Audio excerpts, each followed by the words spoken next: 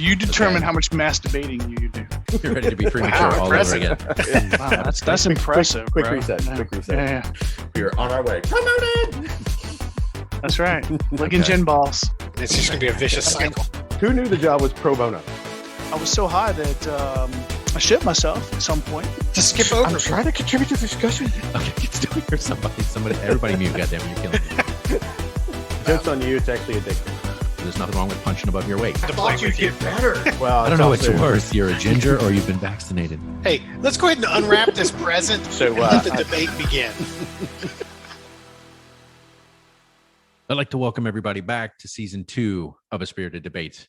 We are back. New season, new topic, same fantastic cast. If they can keep their shit together, we'll find out. Obviously, before we start, do as we always do. How is everybody doing today? Make sure you unmute, but how is everybody doing? Good.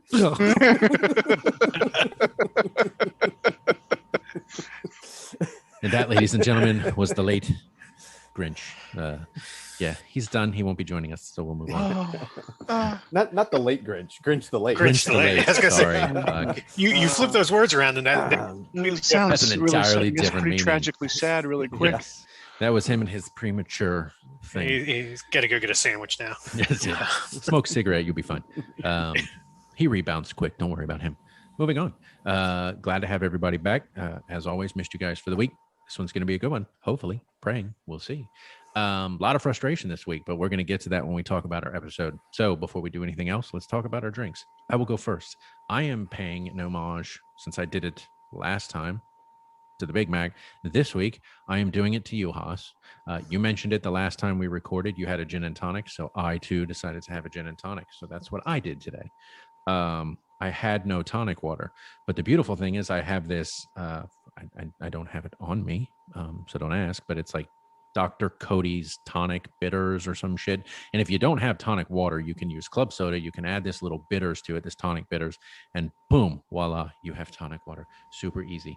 So I just took some Fucking gin. pompous ass. Making your own tonic water now. Come on, Jesus. Viola, you've got a good drink. It's going to be different in season 2? No.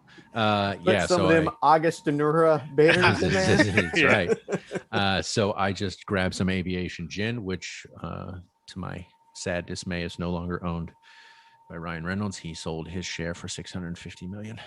Fucker. Yeah. What a So ripoff. I know. I don't know what he paid for it, but he sold it for over $600 million. Good on him.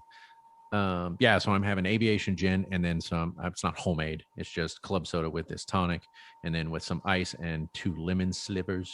And so that's what I'm having. Haas, an ode to you. You said it when you had it. You were really looking forward to it. So I was like, I think I need one of those. I'm going to try one. It's summertime. It's a nice, refreshing beverage. So that's what I'm doing. Gin and tonic. Summertime. And the living's easy. Right. And is it refreshing and It is. hitting the spot? I actually like the bitters by itself. I just was like, I can drink this by itself or just pour it in club soda and drink the club soda. But it's got a nice flavor to it. So I do enjoy it. All right, moving on. Grinch the Late, what are you having today? Since you were late coming on. Yes. What are you having? It's just a spin on the burrito. It's certainly something we've done before, but I used our Mexican lager that we make and some tequila. Use Cointreau in place of simple syrup, and then lime juice, and then added some jalapeno slices in there. And yeah, good drink, good summer drink. Quick question. Is anybody hearing feedback or a humming? Yes, I'm hearing a humming. Okay. And it's I thought it might be my ears ringing, but Okay, that's what I was like. Am I hearing? I was like, what the fuck? Okay, it's gone. I don't know. Yeah. I guess. Okay. We'll blame him. it is gone now. Who, him? We won't say, but No, we're it's blaming. me. It's me. Okay. It's a little AC thing that sits behind me. I didn't What are you, realize hot? it was- yeah, it's fucking Yeah, it's hot. fucking hot here. Yeah. Okay. Yeah, humidity Sorry. is like 400%. Is that even possible? It'd be raining. Is it raining? It's just a sweat coming off of Yeah. Grinch. Oh, It's the rain. Okay. Yeah, Yeah, it's you not look quite Florida, thrilled. but I'm like wading through the air as I go outside. I can feel through Yeah. this. Yeah, it's friggin' hot here. That's why you look miserable. Yes. Do you need to turn your AC back on? Oh, it's on. Everything's on. Oh, Okay. Everything's Well, I just don't hear a humming anymore. So that's. Oh all no, right. no, yeah, that's fine. So Bearita, is that what you called it? Beerita, yeah. Beerita. Yeah, I mean, you at the end of the day, you know, it's just like we've always seen. You know, you use a Mexican lager, you add some tequila, then jazz it up as you see fit from there. Whether it's Cointreau, jalapenos, lime juice. I'm sorry, I have to ask: is this CMO approved? Oh, I didn't run it by. No, I'll you should allow have. it. Okay, oh, thank you you. will? Oh, I'll okay, allow he's it. allowing it. It has tequila. It'd be awkward otherwise. Yeah. Yeah, it would. No. But yeah, if you're doing a margarita, you got to run it by the CMO. Yeah. And I mean, If it has otherwise, tequila in I'd it, have to it's fine. I'd have to keep doing this. What if it's homemade sweet and sour? Is it still fine? Yeah. Okay. All right. CMO, Big Mac, what are you drinking? Margarita. Mugger. No. So yeah, somebody got a little muggy last week and called me out for being a bit of a one-trick pony with a lot of tequila in season 1. Yeah. So you know, I didn't want to do anything with tequila, so I broke out some rum and made a Put Cuba some sweet Libre. and sour mix, a little orange liqueur. It's a rummarita. No, Gross. I love it. it's a Everything Cuba- ends with a Rita. Sounds like eating ass. Why is that a problem for you? I was gonna Yeah, I was say, like, wait, of all the people, I can't compare. that So was a compliment. Actually, Yeah, don't start I backtracking see. in That was season a- 2, Haas. That was a compliment to the drink. That's what you meant. yeah, All right, sorry, I apologize. We talked over you, something we said we're going to expressly try not to do. What are you having again? A rummarita? a rummarita. No, a Cuba Libre. So you know, a little bit of rum, a little bit of Coke, and some lime juice. So Uh, you're getting away from the margarita, but still sticking with the Latin flair. Yes, Okay. yes. I'll do a little salsa a little bit later for you. Oh, sweet, sweet. Who knew Mac's last name was Lopez? Right? Yeah, I wish, buddy. I'd be okay with that. All right. If I knew Shakira's last name, I would have gone that way. but- yeah. Probably okay. a better way to go. One Yeah. name. That's it. Yeah. All right, Haas, and we will finish with you. What are you having? I'm sticking with the gin. It's this is called a gin and sin. It's gin, simple syrup, orange juice, lime juice, and grenadine. And of course, I added a smidge more gin than the recipe called for on the 4 Okay. count, and it's quite tasty. It's a This is winner. Yeah, this is most certainly in the rotation, 100%. what kind of gin are you using? Is it that flavored one that you were? The botanist? No, I'm not using the Whitney Neal, which was the blood orange. Yeah. No, I've really the flavor profile of the botanist. I can't seem to get away from that. Every place I go, I look for another bottle of that because I just polished it off today. So Is it like a London Dry? What is it? it's a Islay. Is that right? Islay dry Island Dry gin. Isla? I don't know. Isla, is that How do it? you I how don't do you know. pronounce it, or how do you I spell think it? Sorry, it's I think it's If it's Island, it's ISLAY. Islay, maybe. I don't know. Yeah, I don't know. very It's Caribbean. like I shall Google. Caribbean, I am. or- Shows how Huh? little I know about Scotch, but isn't that a region for Scotch? It is for whiskey. Yeah. For whiskey, yeah, it's the island. Yeah, it's Islay Dry Gin. There you Okay. go. Okay. Yeah, And that's your bread and butter right now, huh? made by the Brulatic Distillery. There you go. And they're located where? Yeah, on the Islay Island, the Okay. Isle of Islay. There you go. All right. But by the way, Yes. I used cruising rum, and I like my drink. Not that anybody cares. Okay. Jeez. That's on you, brother. That's on you. You determine your own level of involvement. Well, you just kind of like went right on through, man. Look, if there was a Max says- declarative, It was if there like a declarative 7-Eleven pause- burrito, man. You just went right through me. Yeah. If there was a declarative pause where you stopped, then I moved on. I assumed you were done. So I'm sorry, CMO. That's on you. Again, you have to determine your own level of involvement. Sure, I it'll cannot clean you hold your up. hand. I can't It'll hold leave your you hand. hollow. the Leaves you whole hollow way. inside. Yes. All right. So let's move on. Mac, I'm glad you like your drink. Oh, I'm cheers. happy you're using Cheers. cruising Yeah. rum. I, But I, I say- I wouldn't I want us say to miss that cheers. either. Cheers. Right? No, cheers. Prost. Cheers. Season 2 is already dysfunctional. Fuck. Did you expect anything different? Absolutely I not. mean, we do put the FU in dysfunctional. That's it. I'd have it no other way. All right. So drinks out of the way. Welcomes out of the way. Premature ejaculation out of the way. Are you reset? You ready to go? You're good? Oh, I'm good. All right. Let's move on. Mhm. So the topic of the week. It's a I took some disappointing one. extends before this. So. Oh, good. Some hymns, some keeps, or whatever those Yeah. commercials are. Romans. You seem to know I'm just going to say you seem to know the name of all of them, dude. I'm Tried just them all. throwing that out Tried there. them all. Yep, all at once. See which works best. Oof. That's So an emergency room visit waiting to happen. we're moving on. This week there was some frustration the last few weeks, I should say, and the topic that we're going to talk about, in case you've lived under a rock recently, is the House Select Committee's investigation on the January 6th attack, whatever you want to call it, storming of the Capitol building. Insurrection. I thought it was tourism. Isn't that what they call it? They were just, No. Yeah. It's terrorism. Terrorism. oh, is insurrection. terrorism. My bad. That's the problem right there. They've confused the They've two. confused They- it. Yep. Yeah. It's clearly the problem. They don't know Okay. the English language well enough. Obviously, we did a podcast back in season 1 talking about after January 6th happened. We talked about that situation and the kind of the frustration with that. But here we are 6 months later, and the investigation started in late July, and they brought forward a number of people to testify before the House Select Committee. And there has just been a multitude of things surrounding this entire situation, and it has been a frustrating course through the entire thing from January 6th to now. But then when you hear it now, it's like reliving that same bullshit and hearing all the same stuff and the right. And I'm not trying to offend anybody that may have a right or conservative leaning on the show, but it's just frustrating. And I even said this week was like, are they fucking aliens? Because I don't even recognize them as human beings. The stuff that they throw out, and Grinch, you threw stuff out, the stuff with Sean Hannity, Tucker Carlson, and just like the frustration, the interview with what's his name, Jordan, Jim Jordan. Jim Jordan. Thank you. And so it's just been a lot of frustration surrounding it. And the more I read, the more I hear, the more I watch, the more pissed off I get. And it's just like, as if January 6th wasn't bad enough, now in terms of reliving it for some of these people and testifying, like you have all of these entertainers, as I told you, just, giving their spin on it. And I realize we go, yes, we're entertainers and we're giving our spin as well. But it's like, there's right and there's wrong. And this has just descended into just pure stupidity from the right and the things that they're doing and saying to try to spin this or try to put a spin on it. I'm not sure that's even possible at this point. But we need to clarify, when you say the right, you mean Republicans, not right as in the correct. Oh, yes. I apologize. Yeah. Not that I guess I assumed that was just going to be understood, but I get it. Yeah. The right wing, far right wing. I think, because there are, I'm sure, some centrists, some kind of middle ground right that are not just wacky fucking people.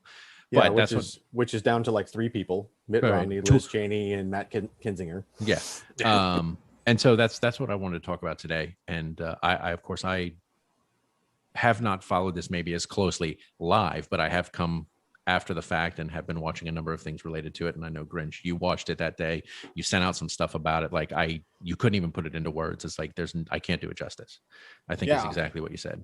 Yeah, and I was listening to only audio at the time. I've since watched some of the videos that have been put together, and some of which we've seen parts and pieces of that came out of the news / were used as part of the impeachment trial that followed in between January 6th and the transition of power. But yeah, I mean, it's, to hear it is one thing, and then to see it, and as you were kind of getting at, the visual of that, which shook us on January 6th, which, we talked about at the time on the podcast, I mean, like you got Pearl Harbor, you got 9/11, and you got that day in terms of what visuals we have to reference of like, this was a horrible day for our country, right, kind of thing. And then to hear the testimony of those 4 police officers, Metropolitan Police and DC Police. That was heartbreaking. Yeah, to hear their testimony and their passion and the fact that they're so proud of what they do, and they're protecting people who just don't fucking care. And that's got to be hard. That's got to be hard for them to hear the things that they're hearing and go, why am I protecting you day in and day out, putting my life on the line? Yeah. So I want to ask this question, because I haven't been following this as closely as I think some of the other people here today. Walk me through, and this maybe is for Grinch or anybody else. Walk me through, what is the purpose of this committee then? I mean, obviously you mentioned, a lot of this came up during the impeachment trial for Trump. Obviously the thoughts that he could have incited all of this and could have been the mastermind behind it. That has gone away. So what is the? I mean, I guess what's the ultimate goal or outcome of the committee? What are they looking to accomplish? I guess I'll I'll answer real quick, and then I'll defer to Thor because I think he put out a pretty good text that kind of laid the groundwork for where we are today, which was, and forgive me if I say his name wrong. Was it Officer Dunn? I think Dunn. Harold Dunn. Harold Dunn. Yeah. He made the comment in the hearing. He said, he's like, I've thought about this a lot, and the analogy I've tried to use to explain my feelings on this is, when you send a hitman to do something, not only is the hitman arrested and held to account, but so is the person who hired the hitman. It's conspiracy, right? Who hired the hitman was his way of saying January 6th happened, but how did it happen? Because a mob, like, there's mob mentality, but there was clearly something. Well, there has to be something to start the mob. We heard what was said the day of. We heard the inflammatory comments, but what the hearing is trying to bring to light were all the things that happened prior to that helped orchestrate that, because Trump's own friggin' election committee, if I'm not mistaken, or his staff, is who actually like put the paperwork through to allow for the event to even happen. Because if you have any kind of protest rally, etc., in DC, you have to file a license or, whatever the term is, to get permission. And I'm not aware of how many are denied or approved, but ultimately it signals to all those resources within the National Capital Region what's coming, and then they can plan ahead for how to manage the routes, how to shut down traffic, how many police officers or law enforcement personnel they need, and that kind of thing. Right. So in terms of what the hearing's trying to bring to light was what happened prior. So they started with the day of to set the tone, to remind everybody of how bad it was. Everything that's going to follow were the people who were involved in the decisions to either increase security, not increase security, authorize, the reserves showing up, and that kind of thing. Well, and I think additionally too, now, because a lot of the Republicans who were admitting what happened are now saying that it didn't happen or it wasn't as bad as what it was. Now they're also they're holding this and having these testimonies so that, the real truth will continue to prevail. Well, and this is where I defer to Thor because he sent the note out. It's very important to understand the makeup of the committee and how we got here. Right. And I think that's part of the issue is you do have Haas, like you're saying, there are some Republicans that are trying to make sure that the truth is out there, but there are also a lot of Republicans that are just pulling ranks, they're closing the circle, and they're trying to mitigate damage as much as possible. Well, because as you mentioned earlier, and you probably still have the makeup, it's not a bipartisan committee. I mean, right? It's right. It's pretty much one side of the aisle. No, it is bipartisan, but it's kind of weakish because it's only 2 Republicans. Yeah. Well, and it's one Republican who I think they wouldn't have her be a Republican if they could. Yeah. But real quick, before we go too far, I just want to say, Mac, in terms of for you, so this is a special committee that was convened in Congress to investigate, and generally congressional committees are appointed to perform a special function beyond the authority or capacity of the normal Congress. So a select committee is usually created by a resolution that outlines its duties and powers and procedures, and then that committee is there to investigate rather than legislate. Now, some committees do actually form legislation depending on the hearings. They will draft legislation, but really their job is to investigate whatever they're supposed to be doing. Like when Benghazi occurred, they formed a committee to investigate Benghazi, and these have been throughout history. But what Grinch was alluding to was the actual makeup of the committee.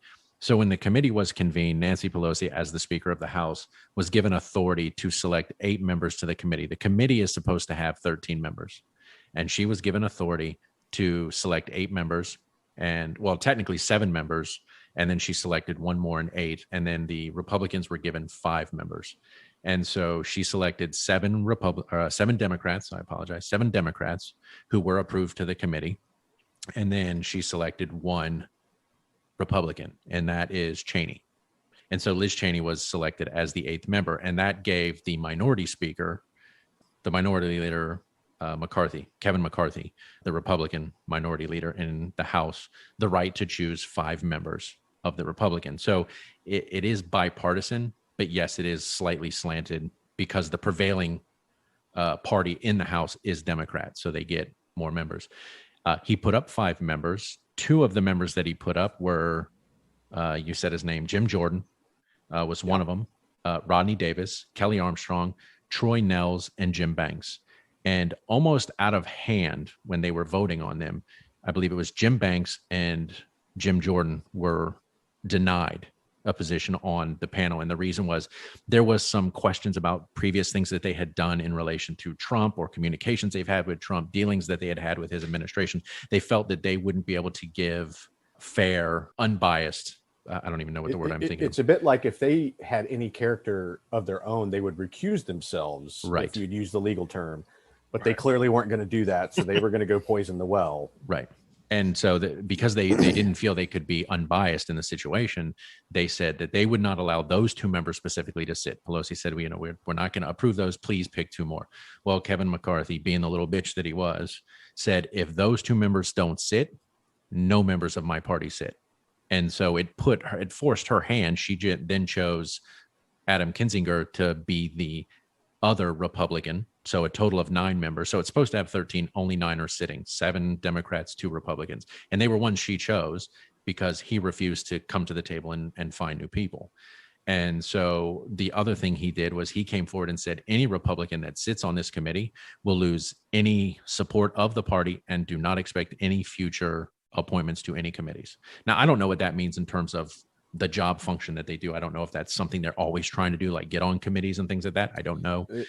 They are, I'll say real quickly, they are, because that's kind of where influence comes from. Okay. Where they sit on committees, because they kind of use that to parlay influence. Gotcha. Or it helps them influence, because typically the House and the Senate rules are a little different because of the number of members, but typically they have like A committees and B committees based on, like, as you might imagine, like the House Armed Services Committee is a big one. The Appropriations Committee, like they'll get on a primary committee and then like subcommittees. Right. And it's the strategy for both parties is you orchestrate who's where to create your future leaders, because ultimately what you want is your ranking and your chair. Obviously you want to hold majority so you get the chairmanship. Right. So therefore you steer and control everything that comes through that committee. Right. So ultimately, Mac, I guess to answer your question, so it's there to investigate what happened on January 6th for a myriad of reasons. The largest, I think, being who is culpable for January 6th. And then, of course, obviously, we see that there is a skew in some way to the committee because the Republicans refused to come to the table. I tried to research, and Grinch, I don't know if you can answer this or if anybody can answer this. I tried to research like them taking Jim Jordan off, saying because of his past and stuff has come to light that he was in communication with Trump on the 6th of January. Which he has admitted to. He has admitted to. I began to think, like, did they purposely put him up? And I don't know this, and that's why I asked you, Grinch. If you are sitting on a committee, does it preclude you from then testifying to that committee? I don't know what the rules are, okay, but I would assume that to be the case. And that's what I began to think, and I kept Googling. I couldn't find anything that said yes. Yeah. I mean, I can't think of the term, but essentially because this committee, thank you, because this committee has subpoena power. Yes, you wouldn't necessarily. I'm fairly confident with my 20 years in legal work, you wouldn't be able to subpoena someone who's on the committee. So the whole point of putting them on the committee was to keep them from being subpoenaed and to testify, which, let's be honest, they're going to send out subpoenas and some of these people aren't going to they're not going to play ball, and we'll see where that gets us. But which, by the way, it was a strategy. Going to be one of them. Right. It was most certainly a strategy for sure. And that's what I was wondering. So when he got denied, I was like, okay, does that mean now he can test, or he can be forced to subpoenaed, right? If you're on the committee. I didn't know if it was like a chess move by McCarthy going, let's put him on. Then we know he's had dealings with Trump. He can't testify to those facts. Yeah, and that's what I was wondering. I think this was in your text as well, but it's worth mentioning again. They tried to pass legislation to create the committee in a bipartisan fashion, or even in a bicameral fashion between the Right. Senate and the House. It was blocked. Senate, there is no supermajority. It's 51-50 if you include the vice president. Right. It's too close. So the Senate outright blocked it, thereby inhibiting what would have been a recognized committee by both parties. Right. So therefore, the House, who has the majority, when you're in the majority in the House, you have far more power than you do in the Senate in terms of the numbers. So Speaker Pelosi moved forward with creating the committee. Everything that followed was the politics. And of course, to Jim Jordan, it's like, are you fucking kidding me? There's no doubt what he was going to be there to do, which was just submarine, tear down character, whatever he could possibly do. And that's the shame of it all, right? I mean, that's a bit of where our outrage is coming from, is as Americans, we all saw what happened, yet one party in particular seems to pretend like it didn't and has no interest in knowing why it happened. Even though it's like, we're all like, we're pretty clear as to what happened. But another big point worth making is a lot of the material I'm sure we're going to revisit is the timeline that was created by the impeachment managers that followed January 6th. But the important thing to know is that the Trump administration was still in power in the executive committee and offered zero assistance. Help. Right. Now that the Biden administration has come in, the DOJ, everything has changed. And so in terms of the outright stonewalling that occurred in both impeachment hearings, frankly, that just doesn't exist in the same fashion. Right. Now, will you get cooperative witnesses and that kind of thing? That's a separate matter. No, and I think Haas is right. I think they'll do everything they can from their side of the aisle to stonewall as much as possible to obfuscate and try to avoid, putting the facts down because let's be honest, they don't want to be held accountable, or at least they don't want the person that was representing their party at the time to be held accountable. That's a reflection of them, the decisions they made in 4 years. And so I don't understand it. I'm not even going to lie and say I totally understand why they would do it. I don't. That doesn't make sense. Right is right, wrong is wrong. And for me, you can't claim to be a party of the people and do what you're doing right now. You can't. No. Now, I am a liberal, and I will admit that openly. I'm a liberal, and I'm fine with that. But it's like, you can't claim to be a party of the people, a party that supports, Blue Lives Matter, whatever it is. We support the military and police and all of these things, and then watch what they're doing. I mean, that's just, how do you reconcile that in terms of like, how do you lay your head on a pillow at night after saying the things that you say and doing the things that you do when you're part of that party? That's the part I don't get it. And it infuriates me. I'm 100% with you. That's the thing I still to this day cannot get my head wrapped around, because in terms of, I'll admit, voted conservative almost my whole life until the last 8-ish years, where, in some cases it was the candidate. Like, I wasn't enamored with McCain. I wasn't crazy about him in terms of a person. And then, of course, when Sarah Palin was his running mate, I was like, oh, fuck me. No way, But as we saw this last election cycle, I think that was the turning point for me, where I was like, this isn't conservatism anymore. This is a cult of personality where, and we've seen this throughout history. We've talked about this before, where the person becomes synonymous with the state or the party, whatever you want to call it. And then therefore they become the single icon and representative. And the thing that bothers me the most is the Republican Party relinquished that power. They didn't fight for it. They just went with it. And now they're on this roller coaster and they can't get off. Are they trying? Until it plays out, right? Whether it is the tax returns, whether it is something. No, they're not, clearly. Right. They're not, which is despicable and shameful. But like, if you saw the quotes from McCarthy and McConnell in particular, they didn't even watch the hearing. That was their official response, was due to scheduling, or something to that effect. They're very busy. Didn't see any of it. Well, they were never going to watch it, and we know that. They don't want it to happen. I know, but they had people watching it that reported back and said, this is what's going on. Oh, they know. Yeah. And they know it's bad. They know it's bad. And the thing is, as I heard multiple news anchors, pundits, etc., talk about, it's like, let's just say you were in the room and you were there to submarine it. What do you say? What could you fucking say about that day? Right. I mean, you know, you've got an officer who had his body cam on, and if you heard his testimony, you can see as he's starting the day, and yes, they kind of It was Michael Fanoni, Yeah. right? Or Michael Fanone. Fanone. At one point, he's unconscious. They estimate for 4 minutes when he got pulled into the crowd and got repeatedly Tased and beaten. Yeah. And he finally said, "I have kids," which was the only thing that caused pause for some of those fucking animals before he was recovered back in. Animals, they're tourists. Yeah. Tourists, brother, tourists. And you know, and these are people. One man's tourist is another man's terrorist. Terrorist, right? Well, and there were some funny comments to include one, the first officer, and again, I wish I'd brought their names up so I was a little more nimble.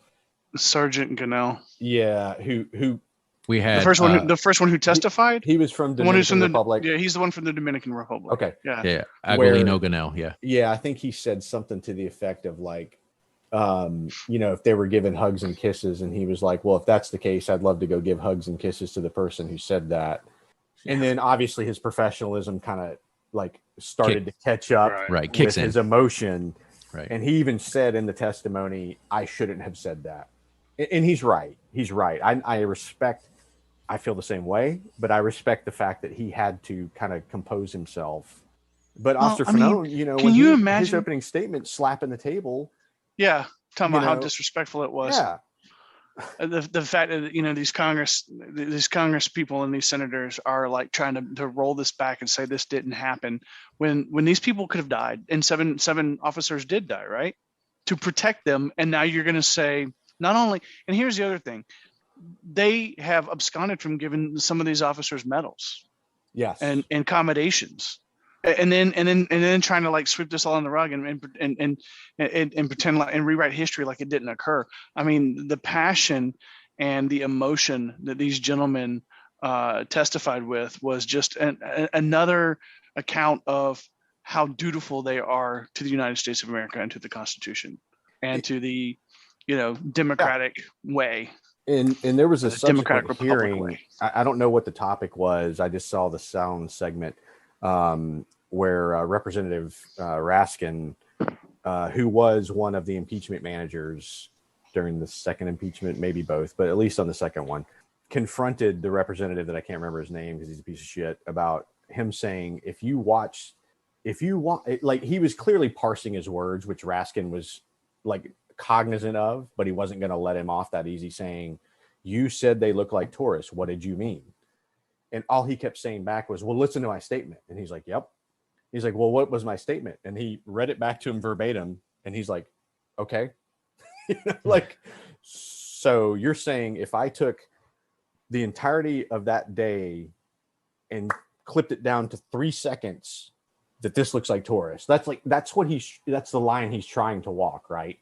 You know, now, because he's had time to kind of game it out with his media people and go, well, yeah, I'm just saying in that one segment. It's like, are you fucking kidding me? Then what do you say about the rest of the shit, motherfucker? Right. You know, like, come on.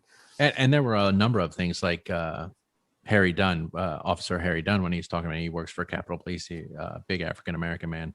And he was talking like when he finally got cornered and people were like, nobody voted for Biden, blah, blah, blah. And he said, look, in this job, you don't bring politics into it. But he said, I couldn't help myself.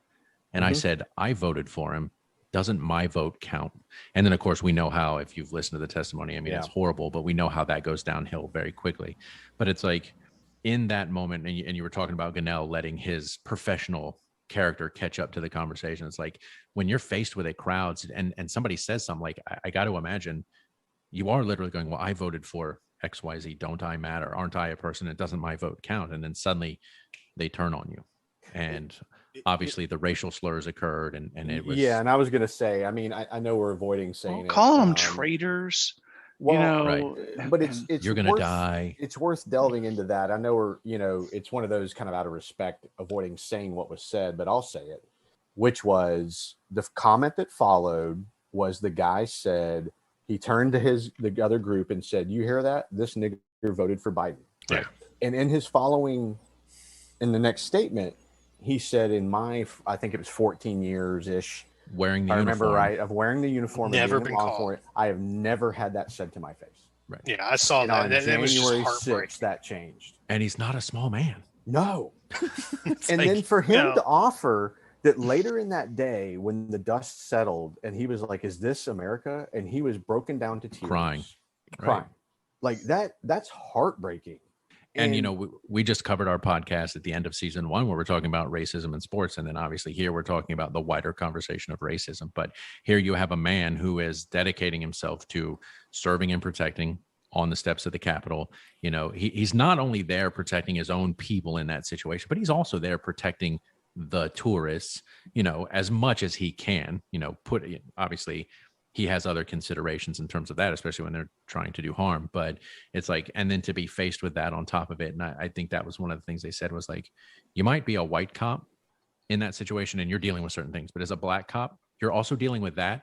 And then a whole mountain of other shit that people are throwing at you. Yeah, like, do you think had it been Officer Dunn instead of Officer Fanone out there in the mob being lynched, and he said I had kids, do you think they would have stopped? No, I don't think so. Well, and it's worth noting the one other officer we haven't mentioned yet by name. He's the one that's in the door. Daniel Hodges, the one who actually they had his mask and they were like smacking him in the face with it. Yeah. And he says, you know, the quote to him was like, "Are you my brother?" Because they were trying to recruit him because he was white. And of course, the first officer said he also referenced some of the comments made to him because they noticed he wasn't white. Right. Mm-hmm. You're not even American.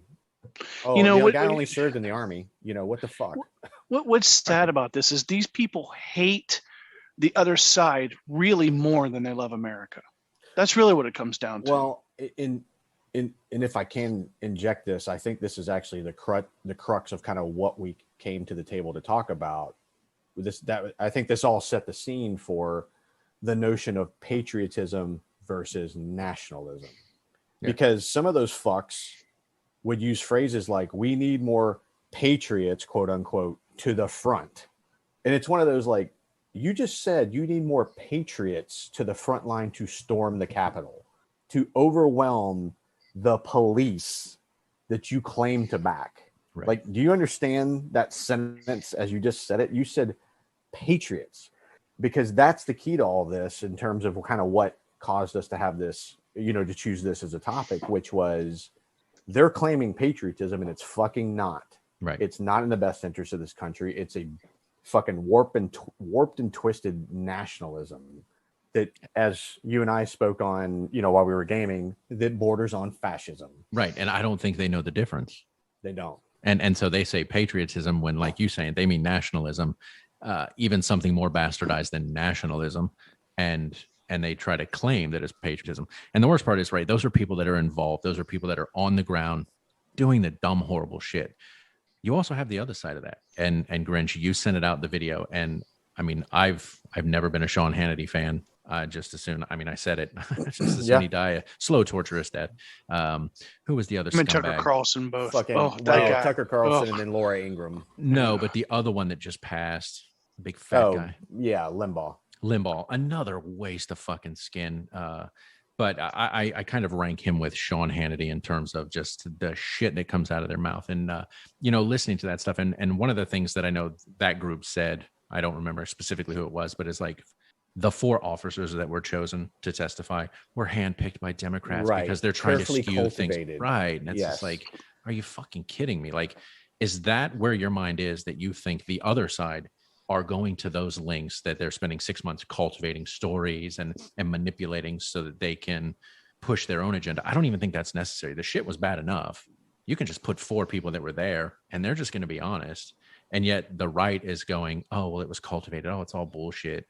And it's like, well, and part of the problem there is, and we've discussed this before, is there is no media anymore, right? There's people reporting on specific sides. Well, it's there's like no bias media. You mean unbiased? Right. There's no unbiased. There's no accepted basis of facts within media. Maybe, you know, that was poorly worded. Everybody's skewing to their point of view. Yeah. You know, and you know, long gone is the day that, you know, you could turn on the news and actually get, you know, just the facts, man. That kind of thing. And I'll say it again, real quick. Yeah. You know, Henry Kissinger, got to hear him speak, and he said There was a point in time when we all had an agreed upon baseline of facts from which we debated. Right. That time is gone. We can't even agree on the facts, even though, like, you could say, all right, we take words out of context, or I parse, you didn't hear my whole statement. There's some truth to that, of like, if you didn't hear everything I said before and what followed, and you just isolated one statement, you could say, see, this person said that, and they're a horrible human being. But in this case, video, like, there are mountains of videos. Everything's recorded on some level. There were gallows in front of our Capitol. There were people chanting, "Hang Mike Pence." That's not fabricated. Like, it fucking happened. Thank you, internet. Right there's nothing, that happens without being filmed and or reported on. Like you said, and it's cold hard facts at that point, right? It's not a he said she said thing. You'd think, right? You would think. But it puts us in a precarious position of not being able to confuse the facts. So what do they resort to? They literally ignore them. They just pretend like they don't exist. It's like, how do you do that? I mean, at some point you have to own it and be like, hey. That's the part that keeps bugging me. They ignore it? I mean, I think we all know this, but for the benefit of any listeners that don't, whether you're in the military, law enforcement, member of Congress, you swear an oath to the Constitution, not to a person. Now, if you're within the military, whether you're enlisted or an officer, part of your oath says, "And I will obey the orders of the officers appointed over me," et cetera, et cetera. Like, you're going to respect the chain of command. That's emphasized. But at the end of the day, what you swear an oath to is the Constitution. That's the part that I keep looking at the Republican Party and say, why have you gone astray? Is it simply that you are racist, or you see an America changing where you are no longer in control like you were before? Because as we've said in other podcasts, all trends show the Republican Party doesn't have as much of a future because it has no fucking platform that offers anything to anybody, as opposed to, and I'm not even a registered Democrat. I do want to say that. But if I'm putting the two parties together and I say, well, one is talking expanded healthcare, increased minimum wage, flat corporate tax rates, they actually pay what they're supposed to pay, combat climate change, beneficial connections with trade and other organizations around the world, whether it's for common defense. Oh, you mean shit that makes sense, right? Yeah. And then I flip. Don't bring I intelligence flip over into to this other party and I go, anti-immigration sounds fascist. Isolationism, right. Beholden to one person, cult of personality, which isn't the state, but now wants to think he is synonymous with the state. So therefore, a slight against him is a slight against the state. North Korea. Yeah, like you can start going down the list and go, the choice is pretty clear to me. Right. So are you saying, McConnell, McCarthy, you're just surviving in this new environment because you just care more about yourself than your country? 100%. Yeah, 100%. That's what they're doing. Yeah, it was a rhetorical. Yeah, I know, but I mean, for those that aren't as well adept to the subject matter, I mean, I think we can all agree that's 100% exactly what they're doing. Yeah. The interesting and I part, think we've which is pathetic. Yeah. So Matt, go ahead. No, I was gonna say I think we've all kind of talked about it before over many of the other podcasts. Whether we're conservative, liberal, middle. I think for the four of us, what we look to find is what's best for everybody, right? And I can be putting words in people's mouths here, right? I don't. Those are words. My bad. No, I agree. I don't care. If you put up a Republican presidential nomination who I think makes sense and speaks the truth, I got no problem voting for them. And the same with the Democratic Party, right? I mean, it's what is best, for, as you put it, the state and the populace. The problem with the Republican Party, I don't think they would even recognize somebody telling the truth at this point. No, they wouldn't. Well, no, yeah, you're right. So they Which couldn't is even why put they them never up. stood a chance on that stage. Well, and they don't care about the populace, right? They care about themselves. Right. And I'll say that maybe, to illustrate your point, during the primary of what's my math here, 12 maybe, I don't know, I voted for John Kasich. He's a conservative. He has a ton of experience in the House. He's been a governor. The man has He was in Ohio, quality, right? a Where's the quality of mute character, has tremendous potential to lead the country. He doesn't take shit in the sense of like, if America's going to be a superpower, be a fucking superpower.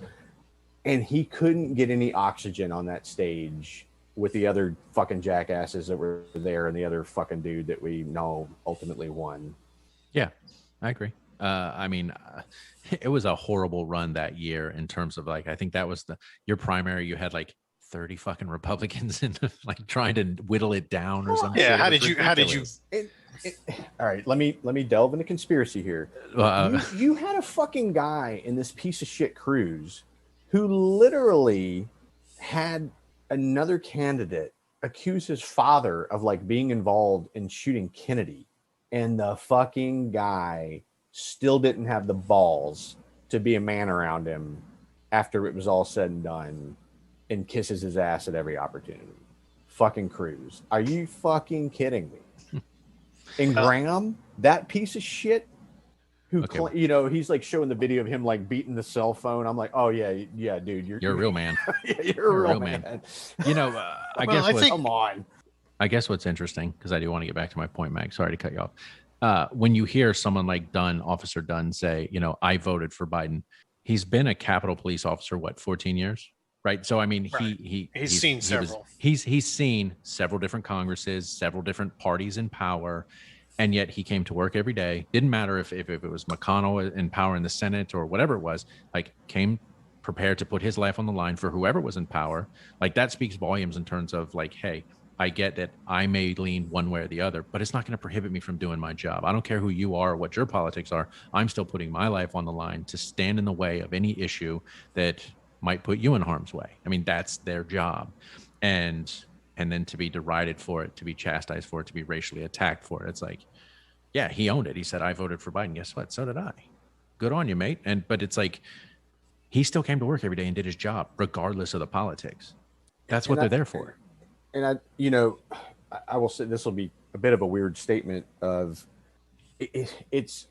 I feel like I've had moments like that, obviously never as acute as January 6th, but like I took a lot of pride when I was in the military, knowing what I was part of and defending. Those I feel confident in saying those officers feel the same way. Like they see the flag, they see the symbols of our nation. It matters to them. They are patriots because they want and to me, this is the clear difference between patriotism and this fucking nationalism / fascism shit, which is they want what's best for the country. And that is how they think about it. And that's how they view their role. Like I have an important role in how I protect the institutions of this nation, because as one officer said, it wasn't lost on me thinking if we lost a couple of members, given the razor thin margin that was in the House, kidnapped, killed, whatever, total fucking anarchy could have followed. Right. Like that wasn't lost on them. Now, were they thinking that every second of the moment? No, but it still mattered to them. And that's why they're at work. That's why they do it. But you wonder, I'm sorry, House, I'll get back to you in just a second. I just want to touch on something there.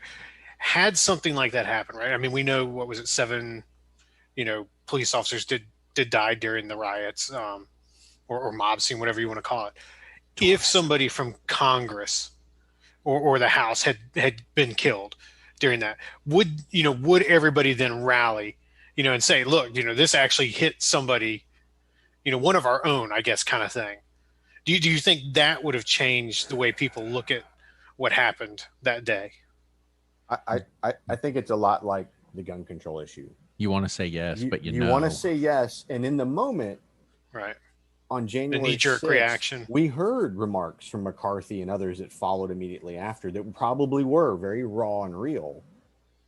But what happened afterward is the real world of like what happens next started sinking in.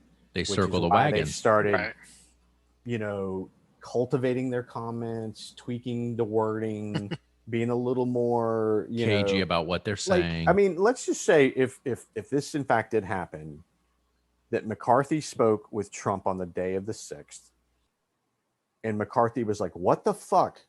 Call this crowd off, because that's all it would take was him speaking out saying this is not what I wanted, which he didn't do. And by many reports, he was fucking giddy that day. for Trump to say back to him, the supposed quote was, "I guess they care more than you." Well, what the fuck? you know, we were talking about this a little bit last night, and the little Mac brought up, I think, a really good point. And it's a little bit tongue in cheek, but you know what? You elected a reality TV host to the greatest job in the land. Did you fucking expect him to turn this country into anything other than a reality TV show, which is essentially what he did? Right. You know, and laughed the whole time. And laughed the whole way through, and continues to laugh. And God forbid if they allow him to run in 2024, I would just be beside myself. Haas, are they taking anybody over there in Australia or Austria? We'll send him either place. I'm okay with that. Yeah, we'll make room. Yeah. So I do want to. I'm getting a look here. I'm getting. Yeah, but I do want to come back to Haas. I think Haas had a point that I unfortunately cut off. So once we get on the other side of the refills, maybe let's make sure we get back to Haas's point. All right, so we're going to take a quick break. Don't pull a Mac, nice today. Don't pull a Mac. You got to remember that thought. Yeah. All right, Grinch, go make your drink, and we will reconvene on the other side. All right. All right, and we're back. Haas, do you remember your thought? Because Grinch was desperate to hear it. Well, when we're talking about when Grinch actually specifically was talking about patriotism versus nationalism, I actually think it was you, Grinch, that said the difference is that these so-called patriots, they're out there proselytizing that they would take a bullet for this country, but in fact they won't even take a jab in the arm to get a vaccine for their country. Nope. And there's your example of the difference between patriotism and nationalism. No? Okay, then let's dip the bullets in the vaccine. Right. Problem solved. Right. Or rub it all over the chainsaws. I like it. Yeah, I guess ultimately my issue with what happened on July 27th with that day in particular of the hearings was just when you listen to these guys and what they've dealt with, not only on January 6th, but the fallout. And I've never experienced post-traumatic stress. I mean, Grinch, I know you've been in the military, people that have been in the military, people that put themselves in harm's way and the police. I understand that you deal with post-traumatic stress. And even when you think nothing's happened, that there are effects that you may not even recognize that are occurring, and long-lasting effects, and the things that these guys have had to deal with. And to do that and then have to spend the next 6 months of your life dealing with those things and going to counseling and the employee assistance programs that they talk about, and just trying to deal with, how do I move past this? And then here they go, July 27th, they're subpoenaed to testify. They got to come back. They got to relive that moment. And I got to think somewhere in the back of their head, they're going, I'm going to sit down, I'm going to testify for a few hours. But ultimately, why? Because they got to be sitting there going, are people going to be held accountable? Is there going to be culpability for the people upstairs that were involved in inciting this situation? That's got to weigh heavy on someone in that situation going, I'm going to do all this. And for what? Yes, I'm doing it. I'm doing the right thing. I'm getting it out there so that everybody knows and it's on record. But ultimately, if nothing comes of it, they have to be okay with nothing ever being doled out in terms of punishment. I mean, that's got to be frustrating. Yeah. No, I think it's a great consideration of all this. And a little bit of putting myself in their shoes. Certainly I don't have a reference point that's anything like that. So I don't want to take away or pretend that I understand what they went through, or detract from or take away. So I had a couple of thoughts on this exact point, which was the thing that came to mind was the veterans who came home from Vietnam. In my mind, it seems like it was similar of, at the end of the day, they went and did what their country asked / demanded, in the sense there was a draft, them to do. Legally, that's what their country asked them to do. And they legally, unless you avoided it with bone spurs or some shit like that, did not have a choice. You were going to go serve on behalf of your country. Yet you came home to pieces of shit spitting on them and calling them war criminals and baby killers. And they're like, I did what I was supposed to. Even though what was their option? They were obligated. That's right. Go to Legally, they jail were or legally flee. obligated to That's do his it. point. Yeah, Right. you had no, you really had no choice. Now, in this, so connecting that with the 4 officers that testified, none of them expected to be in that situation, nor did they ever want to. You know, like the heroes and a lot of the people that are, you know, we hold in high regard from the heroic actions of past wars, conflict, etc. They didn't want to be there that day, like, but that's what the job asked of them. And in some cases, like in Officer Fanone's case, he heard what was going on, and by his own accord, went, because he could hear on the radio the tone of the commander, who is is also another freaking hero. And he could start to hear the anxiety levels. And I think, you know, as a professional, like that's your spider sense, right? You start knowing something's a little off when you hear emotion creeping in, when otherwise they're, you know, super professional, like you stay calm in all situations. So what I want to believe, because it gives me hope, is that they believe their testimony will make a difference. And based on the composition of the fact, in this case, let's just call it what it is, the Democrats are controlling this particular hearing. They do believe they can say what they wanted to say and be heard. And I think that's the case. If you heard all the committee members, many of them asked questions to tee up points. None of them challenged their character. None of them were like, yeah, well, couldn't you have? It's like, okay, you know, nobody did any of that. And even Kinzinger, as we heard, got super emotional, you know, when he spoke, because that speaks to genuine care and love of country, in my opinion. And I hope, at least from their they probably met with some of the committee members ahead of, that's typical of a hearing. You meet ahead of time, you kind of get like, you know, sometimes you'll say like, hey, I'm going to kind of ask you about this. It isn't, you're trying to orchestrate a smooth event. It isn't to manipulate information necessarily. I'm not saying it's never happened, but I'm sure they met them and saw another human being sitting across from the table with them, who, as you said, Thor, they're damaged. You know, they're hurt. They have physical and mental injuries. And oh, by the way, they're part of an organization that hasn't dealt with something like this. Like it reminds me of the early days of the Iraq War in Afghanistan, when the military had no idea how to do counseling. They never thought they'd do marriage counseling because they hadn't dealt with that at that scale in years. And then back to the recognition, you know, these fucksticks who blocked the legislation that would have recognized them. And we all know why they did it, because they didn't like the wording in the award, which said insurrectionists, or I think is what it said.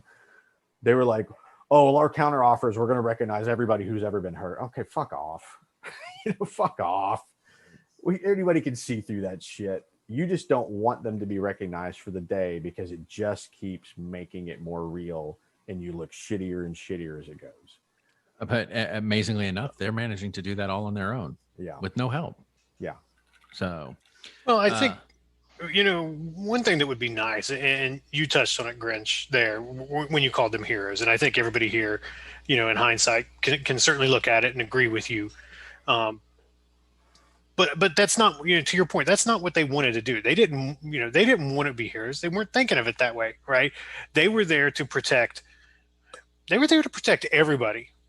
The people being attacked and the people doing the attacking, because it could have gone bad on both sides.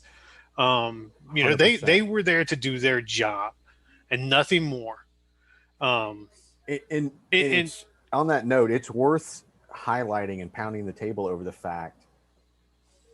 I know we've said 7 casualties. Well, we said 7 casualties, which I believe 1 or 2 of which were insurrectionists, one of which was shot. But they did start it. They did start it, but it's the point is they were trying to prevent that. That they did not result to lethal force. Agreed. Right. Because when you listen to their testimonies and you watch the videos, it's amazing. They refused, because they were Americans. They refused to go to lethal force. Refused. Yeah. I know I'm slightly disappointed by that. I'm just saying. I'm not. I'm not either. Because you know right? that's what makes being an American, and not what these so-called patriots, which we all agree are national terrorists, are. Homegrown terrorists. That's all they are. Yeah. National. No, Misguided, not intelligent enough. Thor knows I share the sentiment. I told him I would have loved to have seen napalm followed by chainsaws to deal with the crowd. Because you're a man of the people. But that's right. But Prince 2024. It's phenomenal. And yes, the restraint. They were cognizant of how bad it could get if that were to start happening. I'm not going to discount that as a simple professional of knowing when gunshots start ringing out, that changes the dynamic.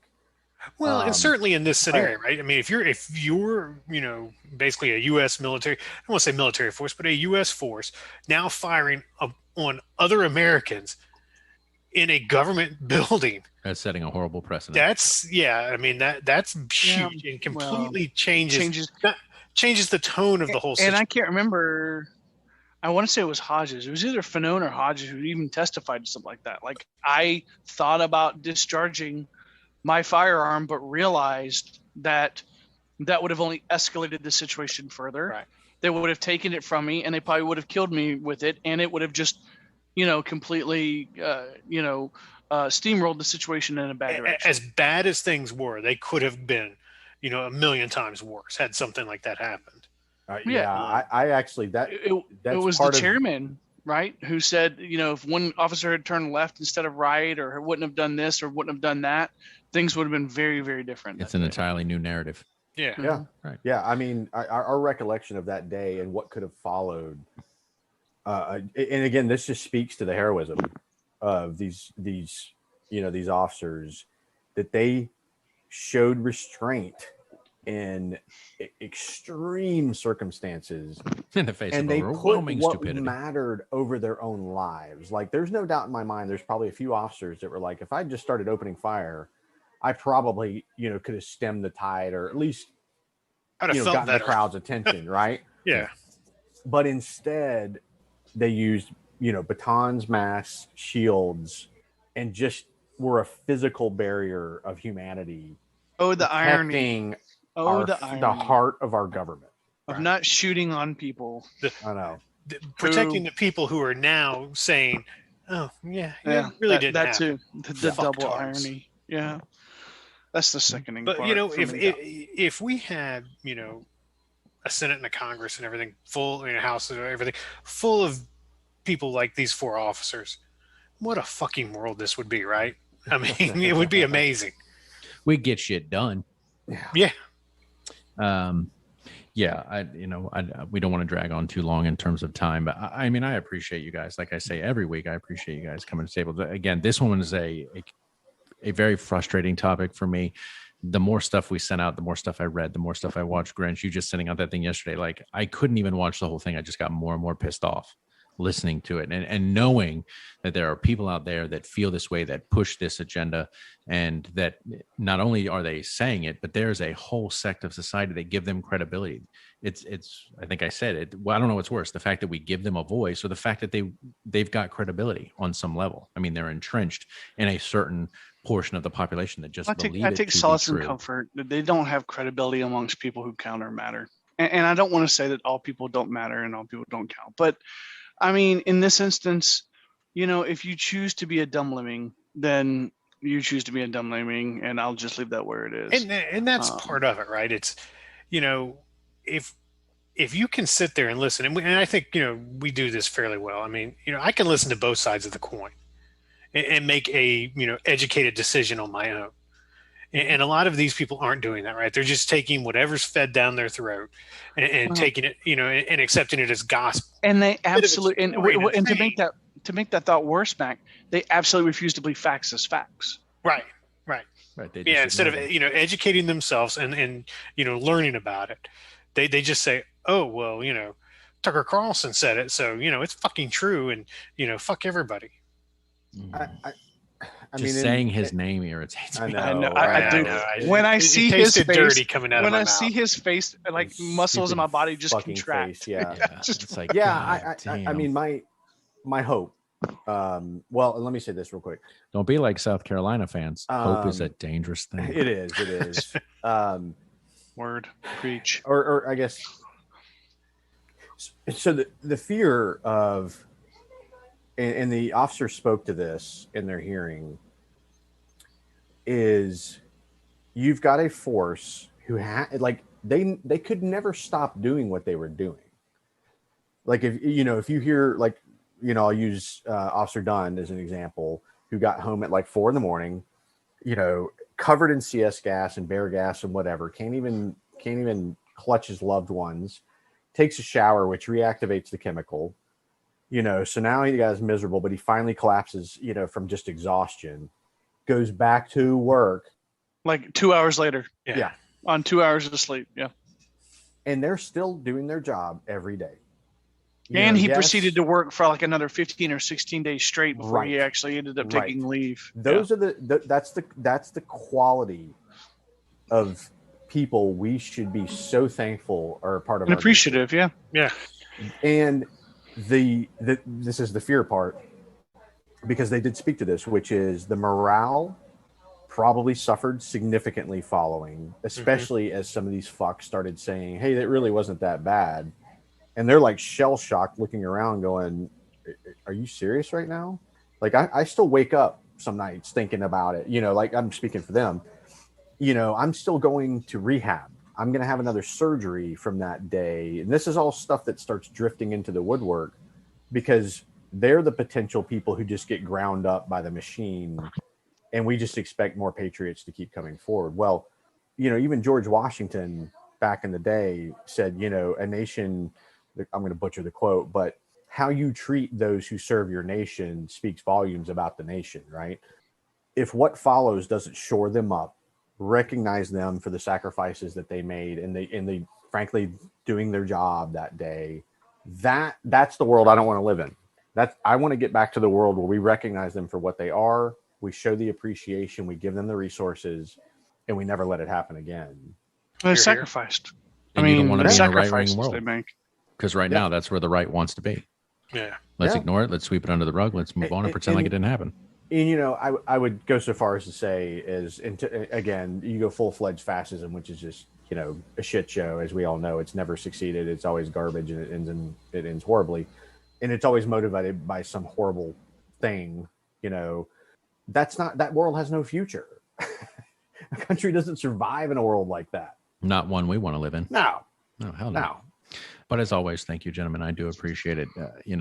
Again, it's a hard topic, watching those guys, listening to the things that were said. It is, but thank you for bringing it forward, for you and Grinch bringing it forward, because I'll be honest, it actually, I don't want to say forced me. It actually allowed me an opportunity to sit down and really watch the 4 hours of the committee, and to read some articles. And I submit to those who haven't followed it to sit down and do the same thing, because it's an amazing inspirational thing. If you're having doubts about America and what America stands for, these 4 gentlemen who testified in this committee will reaffirm with you that there are still amazing American patriots out there. Well said. Yep. Well said. Absolutely. All right. And with that being said, I don't think we go any further. Haas, you just closed it out for us. So I appreciate sorry. that. I just meant to say that was the perfect way to end it. Yeah. Absolutely. There's nothing else that needs to be said. So with that, I guess we will leave you there. Please join us each week. It only gets better from here. I mean, every topic can't be a hard, heavy topic. There'll be some good ones out there. So you got to join us each week and find out. But as always, season 2, we're rolling on. It's only the 2nd episode. We'll see what next week has to bring. With that being said, please join us week in and week out. Obviously, you can catch our episodes anywhere where you get your podcast: Spotify, Stitcher, Google Podcasts, Apple Podcasts, iHeartRadio. I don't care. It doesn't matter. As long as you're listening, that's all we care about. And again, feel free to interject. Feel free to be a part of the show. Go to our website at aspiriteddebate.com. Check out our email at spiriteddebates@gmail.com. Drop us a line. Hit us with a drink. Hit us with a topic. Let us know. We'll reach out to you, see if we can get you on the show. And as always, gentlemen, we close out the show. Salud. Prost. Cheers.